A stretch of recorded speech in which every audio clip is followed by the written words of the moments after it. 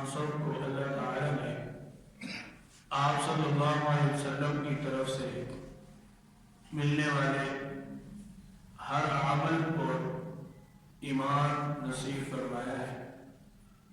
ہم سب کا یہ ایمان ہے کہ آپ صلی اللہ علیہ وسلم کو اللہ تعالی نے نبی اور آخری نبی بنا کر بھیجا۔ اسی طرح ہم سب کا ایمان ہے کہ میرے اللہ نے اپنے پیارے نبی صلی اللہ علیہ وسلم پر قرآن کریم عظیم کتاب اتاری۔ تبارک الذی نزل الفرقان علی عبدہ لیکون للعالمین نذیرا۔ اللہ تعالیٰ فرماتے ہیں بابرکت ہے وہ ذات جس نے اپنے بندے پر ایک ایسی کتاب نازل فرمائی جو فرقان یعنی فرق کر دینے والی ہے۔ ہم سب کا یہ ایمان ہے آپ صلی اللہ علیہ وسلم کے ذریعے جو اللہ نے ہمیں نماز کا حکم فرمایا وہ عبادت ہے۔ ہم سب کا یہ ایمان ہے کہ آپ صلی اللہ علیہ وسلم کے ذریعے میرے اللہ نے جو ہمیں رمضان کے روزوں کی فرضیت کا حکم فرمایا وہ عبادت ہے۔ اللہ تعالیٰ نے فرمایا شہر رمضان الذی انزل فیہ القرآن ہدی للناس وبینات من الہدی والفرقان فمن شہد منکم الشہر فلیصم۔ اسی طرح ہم سب کا ایمان ہے آپ صلی اللہ علیہ وسلم کے ذریعے جو میرے اللہ نے ہمیں زکوٰۃ کا حکم فرمایا انما الصدقات للفقراء والمساکین والعاملین علیہا والمؤلفۃ قلوبهم وفی الرقاب والغارمین وفی سبیل اللہ وابن السبیل فریضۃ من اللہ کہ زکوٰۃ اللہ تعالی نے تم پر فرض کر دی، یہ اللہ کی طرف سے تم پر فریضہ ہے۔ ہم سب کا یہ ایمان ہے کہ آپ صلی اللہ علیہ وسلم کے ذریعے میرے اللہ نے ہمیں قربانی کا جو حکم فرمایا فَصَلِّ لِرَبِّكَ وَانْحَرْ، عید کی نماز اور قربانی کی نماز کا حکم فرمایا، یہ عبادت ہے۔ آپ صلی اللہ علیہ وسلم کے ذریعے میرے اللہ نے جو ہمیں حج کا حکم عطا فرمایا الحج اشہر معلومات، ہم سب کا یہ ایمان ہے کہ آپ صلی اللہ علیہ وسلم کے ذریعے جو ہم تک یہ حکم اللہ تعالیٰ کا پہنچا یہ عبادت ہے۔ آپ صلی اللہ علیہ وسلم کے ذریعے اگر ہمیں قرآن ملتا ہے تو اس کو سچی کتاب ماننا عبادت ہے۔ آپ صلی اللہ علیہ وسلم کے ذریعے نماز کی فرضیت کا حکم ملنا اور اس پر ایمان لانا اگر عبادت ہے، آپ صلی اللہ علیہ وسلم کے ذریعے رمضان کے روزوں کی فرضیت کا حکم ملنا اور اس پر ایمان لانا اگر عبادت ہے، آپ صلی اللہ علیہ وسلم کے ذریعے اسی طرح حج، زکوٰۃ، قربانی، عید الفطر اور صدقۃ الفطر جو دیگر احکامات ہیں ان سب کو ماننا عبادت ہے۔ تو پھر جب میرے اللہ نے آپ صلی اللہ علیہ وسلم پر حکم نازل فرمایا اذن للذین یقاتلون بانہم ظلموا، کہ تم سب کو اس وقت قتال کی، جہاد کی اجازت ہے جب کہ دشمن تمہارے اوپر ظلم کرتا ہو۔ جس طرح باقی چیزوں کو ہم عبادت مانتے ہیں، باقی چیزوں پر ایمان لاتے ہیں، تو آپ صلی اللہ علیہ وسلم کے ذریعے ملنے والا حکم جہاد اس پر بھی ایمان لانا عبادت ہے۔ ہم نے یہ کب کہا اور سمجھا کہ ہر حالات کے اندر جہاد فرض ہے؟ یہ کس نے کہا؟ کسی نے بھی نہیں کہا۔ اس کے حالات بھی میرے اللہ نے واضح فرما دیے بِأَنَّهُمْ ظُلِمُوا، یہ کہ جب ان کی طرف سے ظلم کیا جا رہا ہو، دشمنوں کی طرف سے جب تمہارے اوپر ظلم کیا جا رہا ہو उस वक्त जिहाद फर्ज है। और जिहाद कैसा है? वजाहिदू फिल्लाहि हक़्क़ जिहादी, अल्लाह के रास्ते में जिहाद करना असली जिहाद है। ये नहीं कि किसी को दिखाने के लिए या रियाकारी के लिए या अपना नाम रोशन करने के लिए या इसलिए कि लोग बाद में मेरा अच्छा जिक्र करेंगे, सिर्फ अल्लाह के लिए फिल्लाहि हक़्क़ जिहादी। अल्लाह ताला ने फरमाया फ़िअतुन तुक़ातिलु फ़ी सबीलिल्लाह, फ़िअतुन तुक़ातिलु फ़ी सबीलिल्लाह व उख़रा काफ़िरतुन यरौनहुम मिस्लैहिम यरअल ऐन। अल्लाह ताला फरमा रहे हैं कि अल्लाह के रास्ते के अंदर जंग करने वाले, जिहाद करने वाले दो गिरोह हैं। एक वो जो अल्लाह के रास्ते में जिहाद करता है और दूसरा वो जो अल्लाह के रास्ते से हटाने के लिए जिहाद करता है। दोनों को मेरे अल्लाह ने वाज़ेह कर दिया। एक में दुश्मन का जिक्र है और एक में मुसलमानों का जिक्र है। आप सल्लल्लाहु अलैहि वसल्लम और आपकी जमात सहाबा इकराम, इनका कुरान करीम के अंदर कसीर मकामात पर ये मिलता है कि ये जिहाद में है और अल्लाह ताला कुरान उतार रहा है, मिलता है ना। इसके बावजूद बाकी इबादत को हम ईमान मान रहे हैं, बाकी इबादत को इबादत मान रहे हैं, लेकिन जिहाद वाले हुक्म को इबादत मानना चाहिए। इसकी एक मिसाल देता हूँ। हम मुल्क पाकिस्तान के अंदर है, हमारी रियासत इस्लामी रियासत है, अल्हम्दुलिल्लाह, सब कहते हैं अल्हम्दुलिल्लाह। आजादी इबादत का मिल जाना ये बहुत बड़ी नेमत है। देखो आप सल्लल्लाहु अलैहि वसल्लम मक्का मुकर्रमा के अंदर 13 साल जिंदगी गुजारते हैं। कितने साल? 13 साल। मस्जिद हराम के अलावा कोई मस्जिद तामीर नहीं करवा सके। 13 साल। क्यों? मजहबी आजादी नहीं थी, मजहबी आजादी नहीं थी। ये हमारी इस्लामी रियासत मुल्क पाकिस्तान अल्लाह ताला की बहुत बड़ी नेमत है। आज हम इसकी कदर नहीं कर रहे हैं। हम इसके अंदर गाना बजाने का, फौज कामों का, सूद का, जिनाकारी का, गालम गलोच, बद अखलाकी, अपने मुआशरे को बिगाड़ने का, इस तरह का किरदार तो दे रहे हैं, लेकिन एक इस्लामी रियासत के जो इस्लामी उसूल है उनकी पाबंदी हम नहीं करते, उनका ख्याल हम नहीं करते। 13 साल आप सल्लल्लाहु अलैहि वसल्लम मक्का में रहे। आप सल्लल्लाहु अलैहि वसल्लम की कुल 53 साल जिंदगी। अब बताओ 53 साल जिंदगी ज्यादा है कि 10 साल जिंदगी ज्यादा है? जी 53 साल ज्यादा है कि 10 साल? आप सल्लल्लाहु अलैहि वसल्लम ने जो दीन का काम मदीना तय्यबा में 10 साल रहकर किया, वो 53 सालों में भी आप सल्लल्लाहु अलैहि वसल्लम ने नहीं किया। ये है मजहबी आजादी, ये है अल्लाह की तरफ से इबादत की आजादी का मिल जाना। कितनी बड़ी नेमत है। सहाबा इकराम आप सल्लल्लाहु अलैहि वसल्लम पर ईमान लाते रहे। हजरत अली शेर खुदा रजी अल्लाह ताला अन्हु भी मुसलमान हो चुके हैं। हजरत हमजा रजी अल्लाह ताला अन्हु भी मुसलमान हो चुके हैं। सैयदना सिद्दीक अकबर रजी अल्लाह ताला अन्हु भी मुसलमान हो चुके हैं। लेकिन आप सल्लल्लाहु अलैहि वसल्लम क्या मांग रहे हैं? अल्लाहुम्मा अइज़्ज़ल इस्लाम बिउमर बिन खत्ताब, अल्लाहुम्मा अय्यिदिल इस्लाम बिउमर बिन खत्ताब। कि उमर इस्लाम लाएगा, अल्लाह ताला इस्लाम को आजादी अता फरमाएगा, इबादत में आजादी मिल जाएगी। कितनी बड़ी नेमत है। जब हजरत उमर रजी अल्लाह ताला 6 नबी को मुसलमान हुए तो मुसलमान नमाज पढ़ने के लिए एक घर में जाने लगे।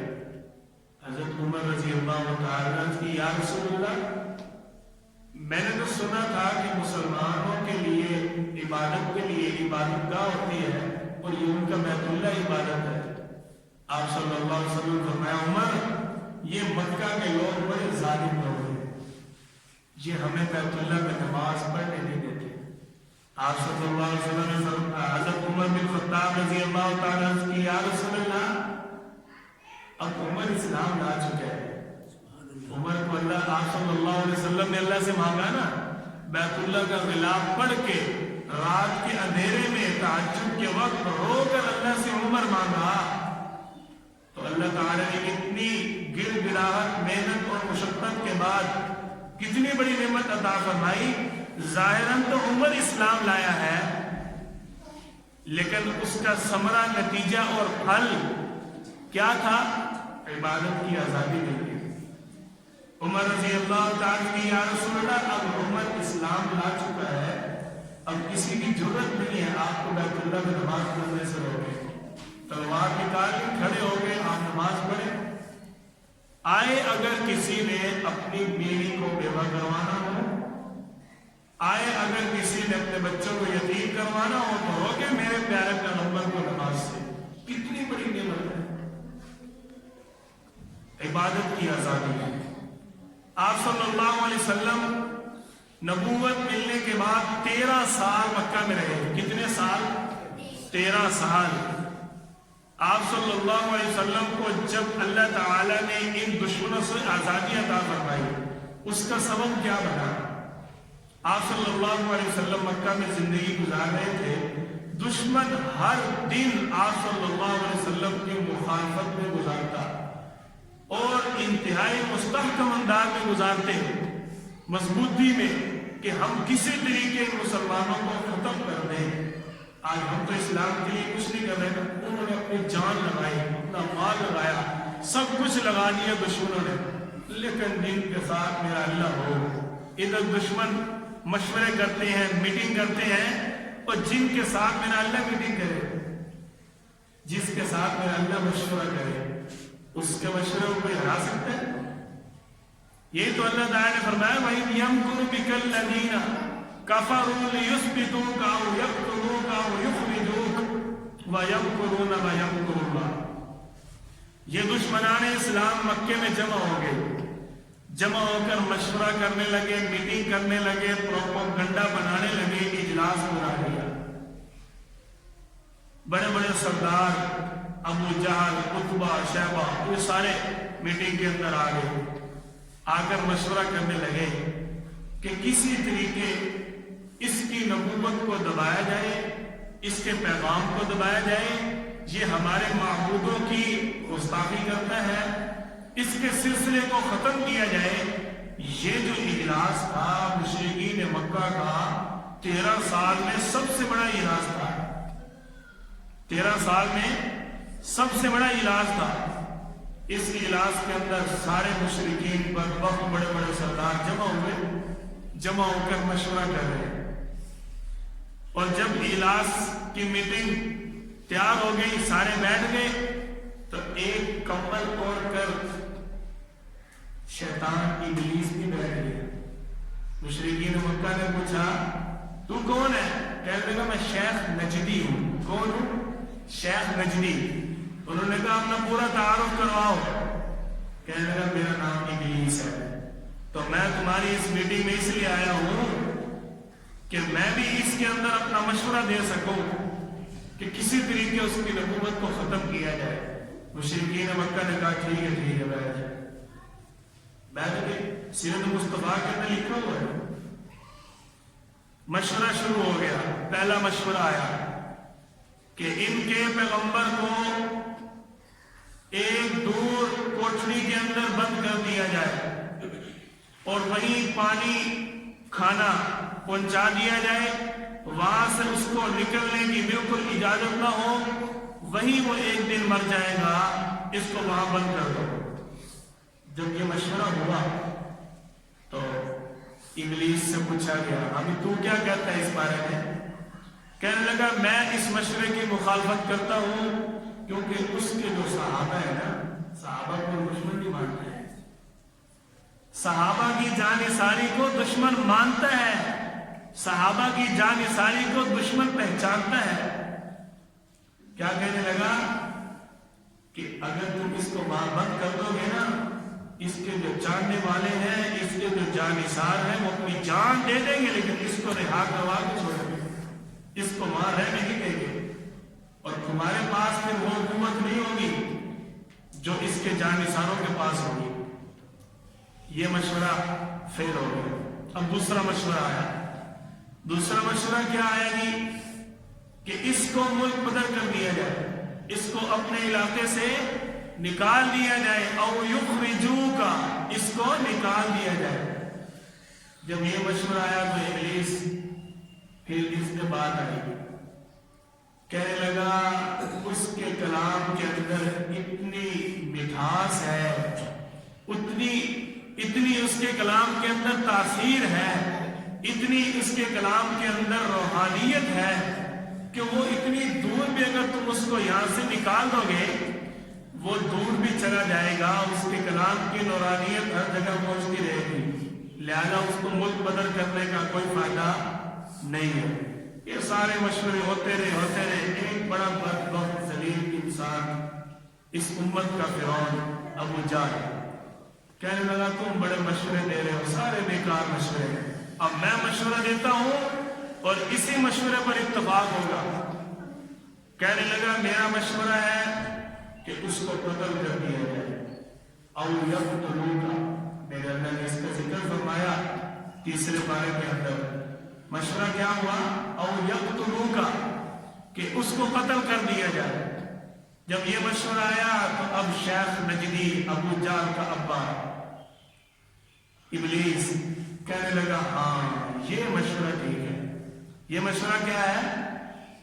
ٹھیک ہے کہ اس کو قتل کر دو، جب قتل کر دو گے نظام سارا ختم ہو جائے گا، لیکن جس کی حفاظت میرا اللہ کرے اس کا تو کوئی بات بھی نہیں کر سکتا، اس کو قتل کرنا تو در کے کار۔